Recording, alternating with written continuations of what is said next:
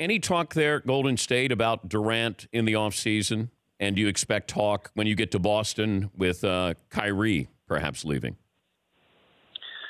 There hasn't been any. I just, watching last night, there was a lot of frustration. Durant only took 8 field goals in the game. It's the second fewest he's ever taken in a playoff game in his career. The body language, a lot of looking over the bench. I just have the sense of just being around them quite a bit this year that it's time that he's going to move on. And I'm not sure where that's going to be. I'm assuming it's New York. New York better have a plan since making that trade with Porzingis. Obviously, a lot of talk with Kyrie and Durant heading there, but I think Kevin Durant's definitely going to go. It's time that something changes around the Warriors, I think, after this run. Do you see any big name going to the Lakers? It depends what you think's a big name, Dan.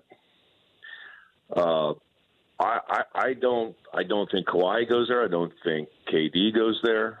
I could see a Jimmy Butler going there. Now with this DeMarcus Cousins injury, if he's out for the rest of the year, who's going to sign him? I know. And I thought that they might sign him for over a year. Yeah, I thought that maybe LA was going to maybe do a drive-by on DeMarcus Cousins. That's what I was thinking, Butler and Cousins type of thing. Maybe even a Chris Middleton. But I don't think, the top 2 guys. It's a mess down there. If you're Zion Williamson, if you're the commissioner, you can place Zion Williamson in a city. What city do you put him in? I think it'd be fun in New York. What if Durant, Irving, and Zion go to New York? There hasn't been a buzz like that since Pat Ewing, right? Yeah. That'd be unbelievable. Yeah, I was curious. I can't wait to watch.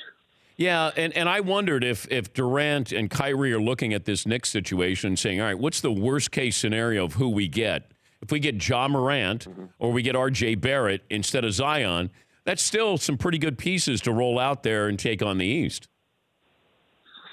It's good, but if you do have Kyrie, ideally you want a guy that's kind of a standstill shooter. Because obviously Durant and Irving are going to have the basketball in their hands. That's how they score at their best. So, Cam Reddish to me was disappointing at Duke this year. Yep. The way he shot the ball, I thought he was going to be just a dead-eye standstill shooter, and that wasn't the case.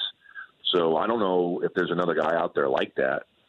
But the 2 of them and add a couple pieces, and the Knicks are certainly going to be a playoff team. I don't know about winning the championship.